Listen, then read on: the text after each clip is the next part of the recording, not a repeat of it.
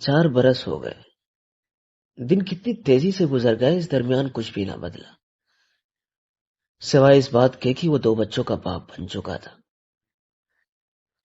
اس نے خیال کو جھٹکا اور ہاتھ دھونے لگا. شام کے 5 بج رہے تھے. وہ خیالوں سے باہر نکلا. صاحب دہاڑی. مالک نے پیسے گنے اور تاکید کرتے ہوئے بولا کہ کل وقت سے آ جانا. شدید گرمی سے برا حال تھا. اس نے آج پختہ ارادہ کر لیا تھا کہ کل اتوار بازار سے وہ نجو کے لیے کالی ساڑی ضرور لے گا. کب سے اس کی خواہش تھی کہ محرم میں گاؤں کی تمام عورتوں کی طرح وہ بھی کالے کپڑے پہنے. نجو کا گورا بدن، پتلی کمر اور کمر پر وہ چھوٹا کالا تل. اس نے سوچا اور اس کے بدن میں جھرجھری سی دوڑ گئی. اس کی نظر سامنے بیٹھی عورت کی کمر اور ابھرے ہوئے بلاؤز پر پڑی. دوسرے پل اس نے نظریں جھکا لی. سٹی اسٹیشن پر آٹو رکشے والے نے آواز لگائی. اس نے 5 روپے اس کے ہاتھ پر رکھے اور آگے بڑھ گیا. رات سونے کے لیٹا تو پھر اس کو آٹو والی عورت یاد آ گئی. اس نے خیال کو جھٹکا اور نجو کی ساڑی کا حساب لگانے لگا. اس نے سوچا پیسہ بچے گا تو بچی کے لیے گڑیا لے لے گا. اس کے سامنے منی کی سانولی صورت آ گئی. اس نے سوچا منی کاش اپنی ماں کو پڑ جاتی. پھر اچانک کیوں مسکرایا. منی گوری نہیں تو کیا ہوا، ناک نقشہ تو بالکل اپنی ماں کی طرح ہی ہے. صبح کھٹپٹ کی آواز پر وہ جاگا. اس نے دیکھا کہ اس کے ساتھی کندھوں پر رومال ڈالے کام پر نکلنے کو تیار. اس نے سوچا شاید رات دیر تک سوچنے کی وجہ سے وہ دیر میں سویا، اس لیے آج آنکھ دیر سے کھلی. اسے یاد آیا آج اتوار ہے. اس کے چہرے پر مسکان تھی.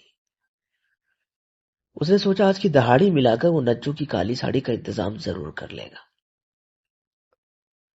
وہ آج اتنا خوش تھا کہ اس نے ناشتہ بھی نہیں کیا. بس وہ کسی طرح کام پر پہنچ کر کام ختم کر کے بازار پہنچنا چاہتا تھا.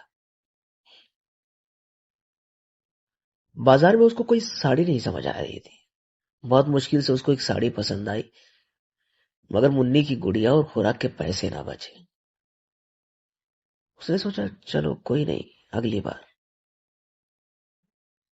وہ رات کو تھکا ہارا پسینے سے شراب اور اپنے کمرے پر آ گیا. کمرہ کیا سائبان تھا. مشکل سے 2 لوگوں کے رہنے کی جگہ میں 4 لوگ سوتے تھے اور چاروں ایک ہی گاؤں کے تھے.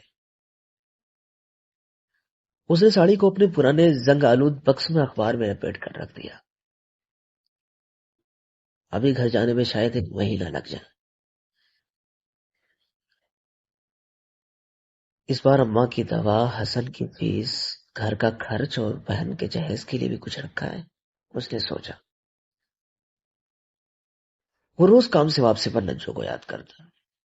کالی ساڑی میں اس کا ابھرا ہوا سینہ اس نے یاد کیا، جو منی کے دودھ پینے کی وجہ سے اب اور بھی سڈول اور خوبصورت ہو گیا تھا. نجو جب کالی ساڑی پہنے گی تو میں کہوں گا کہ پوری آستین کا بلاؤز بنواؤ، تھوڑا لمبے اور تھوڑا لمبا بھی، تاکہ کمر کا تل کتنی کو نہ دکھے. اس نے سوچا کالی ساڑی میں کالا تل کہیں چھپ نہ جائے. اس کے بدن میں ایک بار پھر چرچری سی ہوئی. کچھ دیر وہ بستر پر بے سد پڑا رہا. پھر اس نے وہ کالی ساڑی بکسے سے نکالی اور اس کو اپنے سینے سے لگا کر سو گیا. صبح 10 بجے کی ٹرین تھی. رات 8 بجے اتارے گی. اس نے سوچا 10 بجے تک گھر پہنچ جائے گا. مگر منی اور حسن تو سو گئے ہوں گے. پھر اس کے سامنے نجو کا خوبصورت چہرہ گردش کرنے لگا. وہ دل ہی دل میں یہ سوچ کر خوش ہو رہا تھا کہ نجو سے کہوں گا کہ ابھی رات ہی میں پہن کر دکھاؤ، اور وہ نخرے دکھائے گی مگر پھر مان جائے گی. آخر پورے 4 سال کی شادی میں اس کے لیے پہلا جوڑا آیا تھا. ٹرین جو رفتار پکڑ رہی تھی، اس کے دل کی دھڑکن بڑھتی جا رہی تھی، جیسے ریس میں اول آئے گھوڑے کی ہوتی ہے. جو ہی ٹرین رکے گی وہ اڑ کر گھر پہنچ جائے گا. ٹرین لیٹ تھی. تقریباً 11 بجے اس کا اسٹیشن آیا. وہ خوشی سے اپنا تھیلا ٹانگے تیز قدموں سے اپنے گاؤں کی طرف بڑھنے لگا. گاؤں کی سڑک پر بجلی کب آئے گی اس نے سوچا. اب وہ گاؤں کی پگڈنڈی پر چلا جا رہا تھا. گاؤں میں گرمی شہر کے مقابلے میں کم ہے، اس نے زیر لب کہا. مگر دوسرے ہی پل اس کو کسی کے کرانے کی آواز سنائی دی. اس کے قدم رک گئے. اس نے غور سے سنا. کوئی آواز نہیں. میرا وہم ہوگا اس نے سوچا. مگر دوسرے ہی پل پھر کسی کے کرانے کی آواز سنائی دینے لگی. اس کو خیال آیا کہ کہیں بھوت چڑیل تو نہیں ہے. پھر اس نے استغفار پڑھا اور آگے بڑھنے لگا. مگر پھر آواز تیز ہونے لگی. اس نے اس بار تمام خیال جھٹک کر ہمت کی اور ٹارچ کی روشنی اس طرف کی جس طرف سے آواز آ رہی تھی. اس نے جو کچھ دیکھا وہ اس کے ہوش اڑانے کو کافی تھا. وہ ہڑبڑا کر 2 قدم پیچھے ہٹا. مگر دوسرے پل اس کے اندر کا ضمیر جاگ اٹھا. نہیں نہیں، میں کسی کو ایسی حالت میں نہیں چھوڑ سکتا، وہ بھی کسی مجبور عورت کو اس اندھیری رات میں. وہ جانتا تھا اگر اس نے لڑکی کی مدد نہ کی تو معلوم نہیں صبح تک وہ بچے گی بھی کہ نہیں. اس نے ایک طرف ہٹ کر پولیس کو فون لگایا. 2-4 گھنٹے کے بعد فون ریسیو ہوا، مگر نیند کے آگوش میں داروغہ نے اس کی بات نہیں سنی. مگر وہ لگاتار فون کرتا رہا حتیٰ کہ پولیس مدد کے لیے چوکی سے نکل گئی. اس کے اطمینان ہو گیا کہ چلو اس نے اپنے حصے کا کام کر دیا ہے. اگر اس کو خیال آیا کہ پولیس والوں میں پتہ نہیں کتنے لوگ ہوں گے اور وہ اس عورت کو اس ایسی حالت میں دیکھیں گے، برہنہ خون میں لت پت، جس میں شاید کئی درندوں نے مل کر نوچا تھا. پاس ہی اس کی جوتی اور پرس پڑا تھا، مگر کپڑے کا کچھ پتہ نہیں تھا. کون ہے، کس کی بیٹی ہے، اس نے سوچا.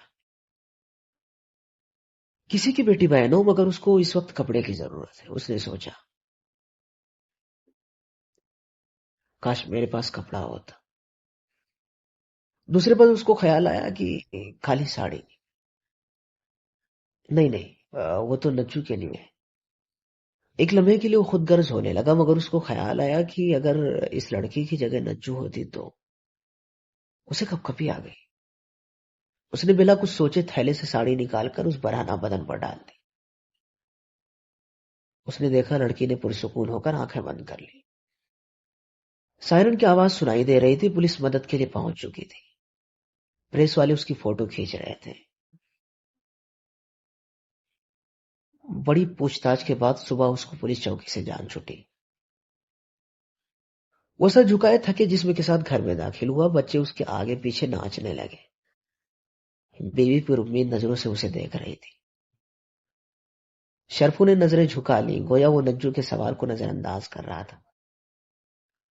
آخرکار نجو سے رہا نہ گیا. اس نے تھیلا اپنی طرف کھینچ لیا.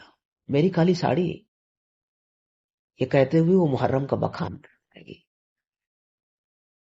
مگر تھیلے میں تو کوئی ساڑی نہیں تھی. اس نے پھر شرفو سے پوچھا میری ساڑی؟ تم نے تو کہا تھا اس بار تمہارے لیے تو آج بازار سے ساڑی لایا ہوں. ابھی پرسوں ہی تو تم نے فون کیا تھا. شرفو خاموشی سے اس کو دیکھتا رہا. نجو کے بار بار اصرار پر اس نے کہا کل رات جب میں گاؤں میں داخل ہوا. آگے وہ کچھ کہتا کہ نجو بول پڑی تم کل رات ہی آ گئے تھے؟ پھر رات بھر کہاں تھے؟ اور میری ساڑی کس کو دے دی؟ بتاؤ کس کل موہی کے ساتھ رات گزاری؟ کون ہے جس کو میری ساڑی دے آئے؟ اس نے آنسو سے تر چہرے کے ساتھ بلند آواز میں چلانا شروع کر دیا. دروازے پر دستک ہو رہی تھی. چچا رحیم ہاتھ میں اخبار لیے شرفو کو مبارکباد دے رہے تھے اور شرفو کالی ساڑی میں نجو کا گھٹا ہوا جسم دیکھ رہا تھا.